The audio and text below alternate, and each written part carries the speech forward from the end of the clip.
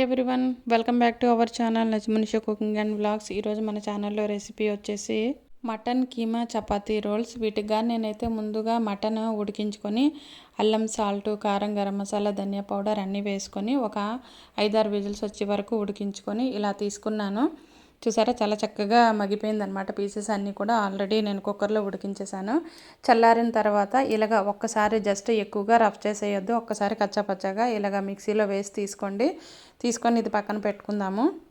ఇప్పుడు చపాతీ మనం చేసుకుంటాం కదా, ఇంట్లో మనకి చపాతీ పిండి కలిపి రెడీగా ఉన్నా పర్వాలేదు, లేకపోతే మనం చపాతీకి ఎలా కలుపుకుంటామో అలాగే కలుపుకొని ఇలాగ 2 పొరలు పెట్టకుండా సింగిల్ పొరతోనే నేనైతే ఇలా చేస్తున్నాను. 4 పక్కలుగా సమానంగా వచ్చేటట్టయితే చూసుకోండి.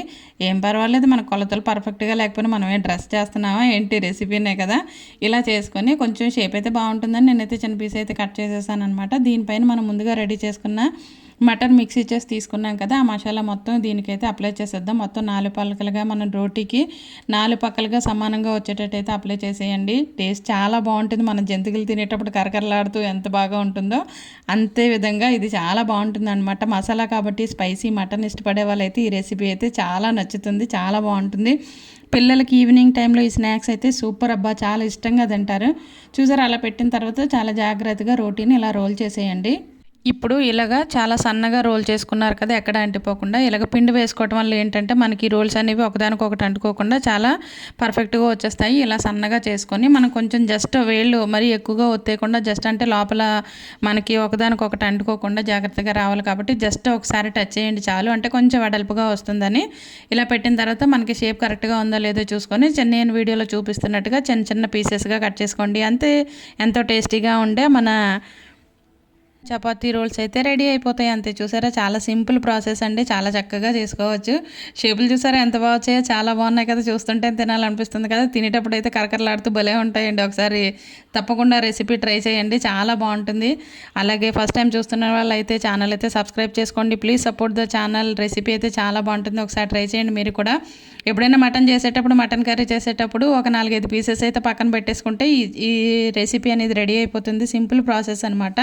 చెప్తున్నా కదా, మన ఇంట్లో చపాతీ పిండి ఎప్పుడు రెడీగా ఉంటుంది కదా, ఎలాగైనా ఫ్రిడ్జ్లో ఉంటుంది.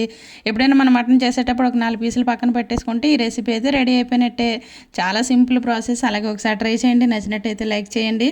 అలాగే మీకు కానీ ఈ రెసిపీ మీకు పర్ఫెక్ట్, చాలా బాగా చెప్పారు అనే ఉద్దేశం మీకు ఉంటే కామెంట్ సెక్షన్లో తప్పకుండా కామెంట్ చేయండి. ఓకేనా ఫ్రెండ్స్, చూసారా మన రెసిపీ అయితే రెడీ అయిపోయింది. ఇలాగ ఆయిల్ వేసి తీసేసుకుంటే కరకరలాడుతూ ఎంతో టేస్టీగా ఉండే మన చపాతీ రోల్స్ అయితే రెడీ.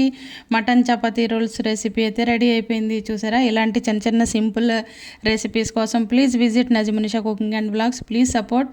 చూడండి, కరకరలాడుతూ చాలా బాగుంటాయి. అలాగే మీరు కూడా ఒకసారి ట్రై చేయండి, పిల్లలకి పెట్టేయండి, అలాగే పెద్దలకి కూడా పెట్టేయండి. మటన్ ఇష్టపడే వాళ్ళు అయితే ఖచ్చితంగా ఈ రెసిపీ అయితే తినాల్సిందే, అంత బాగుంటుంది. మీకైతే వీడియో నచ్చింది అనుకుంటున్నాను. Please support the live.